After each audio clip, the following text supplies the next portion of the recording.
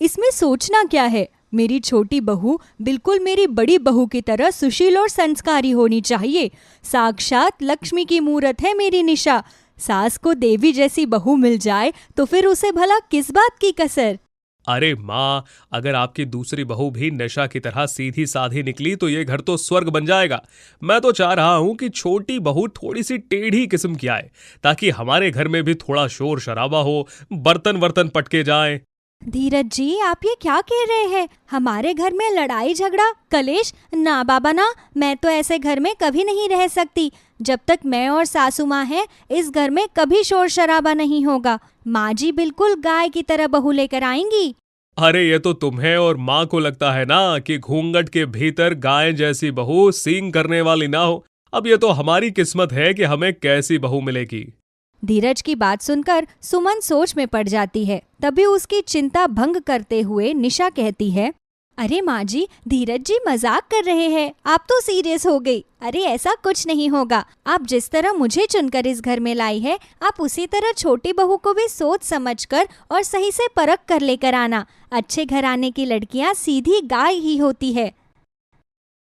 वैसे बेटा, बात तो तुम ठीक ही कह रही हो। मुझे अपनी बहू एक नंबर समझदार और अच्छी बहू चाहिए, जिसके लिए मुझे बहू के चुनाव के लिए मेहनत करनी पड़ेगी।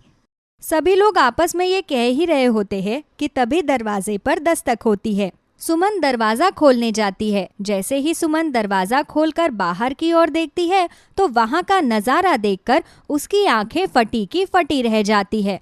वो तुरंत ही चिल्लाते हुए बेहोश होकर नीचे गिर जाती है।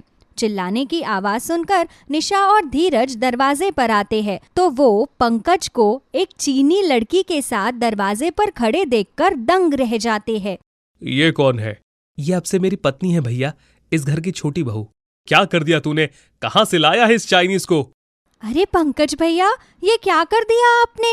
अभी तो हम लोग आपकी शादी की बातें ही कर रहे थे और इंस्टेंटली आप शादी करके घर की बहू ही ले आए, वो भी चाइनीज। हे भगवान! अरे भैया भाभी, 2 मिनट शांत हो जाइए। ये चाइनीज लड़की मुझे इंस्टाग्राम पर मिली और मेरी दोस्त बन गई। टाइम के साथ साथ हमारी दोस्ती और गहरी होती चली गई।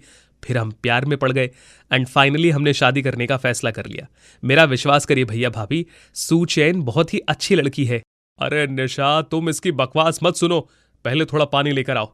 मेरी माँ बेहोश पड़ी है और इसे अपनी राम कहानी सुनाने की पड़ी है। जल्दी लेकर आओ पानी। धीरज की बात सुनकर निशा भागते हुए भीतर जाती है और एक ग्लास में पानी ले आती है। धीरज उसके हाथ से पानी लेकर कुछ बूंदों का छिड़काव अपनी माँ के मुंह पर करता है। पानी के छींटे मारते ही सुमन को होश आ जाता है, लेकिन वो पंकज को सुशैन के साथ देखकर एक बार फिर से बेहोश हो जाती है। ये माताजी को बार बार क्या हो रहा है? क्या मेरी सुंदरता को देखकर वो बार बार बेहोश हो रही है? ओह माय गॉड, अब मैं क्या करूं? मैं हूँ ही इतनी सुंदर। इस चिंग चैंग को हिंदी किसने सिखाई? ऐसी हिंदी बोलेगी तो मेरे कान बहरे हो जाएंगे। सुशैन की बात सुनकर सुमन होश में आ जाती है। वो उठकर बोलती है, हे प्रभु, हे जगन्नाथ प्रेमानंद, ये क्या हो गया? ये चाइनीज बहू खुद गले पड़ गई। मैंने क्या क्या उम्मीदें लगाई थी, उन सभी पर इस पंकज के बच्चे ने पानी फेर दिया। माताजी, मैं गले नहीं पड़ी। मैं तो आपकी सेवा करने के लिए चाइना से अपने ससुराल आई हूँ। आप मुझे एक मौका दे दीजिए, मैं आपकी बहुत ज्यादा सेवा करूँगी। चल हट, सेवा करेगी? मेरे घर में मेरी निशा बहू की जगह कोई नहीं ले सकता। लेकिन अब गले पड़ ही गई हो तो घर के भीतर आओ। तू क्या खड़ा खड़ा मुंह देख रहा है पंकज? तुझे तो मैं बाद में देख लूंगी, पहले इस एंटिक पीस को देख लूं। निशा अपनी चाइनीज देवरानी को घर के भीतर लेकर आती है। जैसे तैसे एक दिन बीत जाता है। अब हमारे रीति रिवाजों में शादी के अगले दिन ही बहू की पहली रसोई हुआ करती है। तो भला सुमन की छोटी चाइनीज बहू कहाँ चुप रहने वाली थी? उसने निशा को किचन से बाहर कर दिया और खुद सभी के लिए चाइनीज नाश्ता बनाने लगी।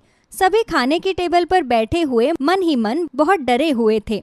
रसोई में आज क्या पक रहा है? लगता है आज पूरी रसोई पक कर रहेगी। मैं तो बड़ा बेसब्री से इंतजार कर रहा हूँ। अरे आप सब इतनी चिंता क्यों करते हो? मेरी शू चैन को बहुत अच्छा खाना बनाना आता है, बल्कि वो तो एक चाइनीज शेफ है। उसके हाथ का खाना खाकर आप लोग अपनी उंगलियां भी खा जाएंगे।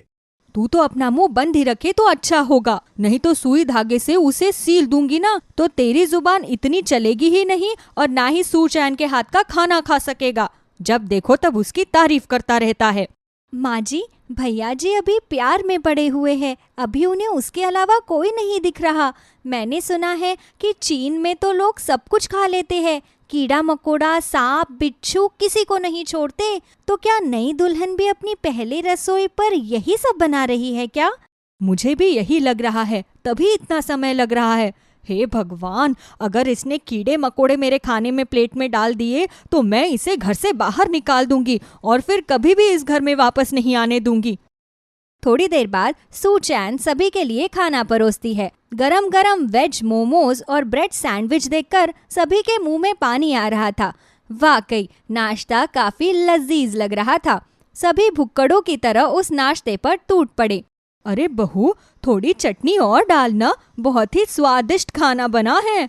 वाह देवरानी जी, आपकी पहली रसोई तो गजब रही, आपने तो सबका मन खुश कर दिया।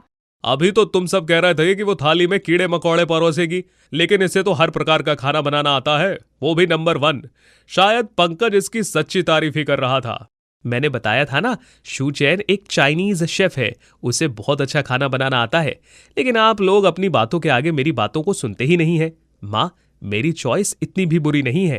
थैंक यू सभी को, आप लोग और लीजिए ना, मैंने बहुत सारा बनाया है और आप सभी लोग मुझे अपने अपने पसंद के खाने की एक लिस्ट तैयार कर कर दे दीजिए। मैं रोज रोज बदल बदल कर डिश बनाया करूँगी। अपनी बहू की मुंह से ये बातें सुनकर सुमन बहुत ही खुश हुई और बोली, बहू, मैंने सुना है तुम्हारे वहाँ कुछ भी मार काट कर खा जाते हैं, वो किसी जानवर को नहीं छोड़ते, कीड़े मकोड़े, अजगर सब खा जाते हैं। क्या ऐसा सच में होता है? हमें तो लगा था कि तुम नाश्ते में भी हमें कोई जानवर बनाकर खिलाओगी, लेकिन ये शुद्ध खाना देखकर मेरी आत्मा तृप्त हो गई। हाँ माँ जी, हमारे वहाँ बड़े ही चाव से ये सभी चीज़ें खाई जाती है। हमारा कल्चर ही ऐसा है, वहाँ पर ये सब आम बात है। लेकिन मुझे इंडियन कल्चर के बारे में भी काफ़ी पता है। यहाँ के लोग ज़्यादातर शाकाहारी शुद्ध भोजन ही ग्रहण करते हैं, इसलिए मैंने नाश्ते में ये डिशेस बनाई। पंकज जी ने शुरू में ही मुझे आप सभी लोगों के बारे में सब कुछ बता दिया है। अरे भाई, तू तो बड़ा तेज निकला। तूने तो इसे बिल्कुल ट्रेंड कर दिया है। इसे इतनी अच्छी हिंदी बोलनी आती है और इंडियन खाना भी बड़ा अच्छा बना लेती है। खैर, अभी तो चाइनीज शाकाहारी नाश्ता खाकर ही मेरा मन खुश हो गया है। पंकज भैया, मुझे विश्वास नहीं था कि आप मेरे लिए इतनी अच्छी देवरानी ढूंढ ले आएंगे। मैं तो बहुत खुश हूँ। क्यों सासू माँ, आपको नहीं लगता कि सूचैन आपकी उम्मीदों पर खरी निकली? जैसी बहू आपको चाहिए थी, देवरानी जी बिल्कुल उसी तरह है। हाँ निशा बेटा, तुम्हारी बात में दम तो है। जब मैंने इसे पहली बार देखा तो मैं बेहोश हो गई, लेकिन अब समझ आ रहा है कि जो जैसा दिखता है वैसा होता नहीं। मुझे मेरी छोटी बहू बिल्कुल वैसी ही मिली है जैसे मैंने सोचा था, एकदम सुशील और संस्कारी। सभी लोग सूचैन को अपनी घर की बहू अपना लेते हैं। अब सूचैन रोजाना उन्हें बढ़िया बढ़िया खाना बनाकर खिलाया करती। घर के सभी लोग उससे बहुत खुश रहने लगे। आसपास के घर के पड़ोसने भी सूचैन के बने हाथ का खाना खाने आया करती।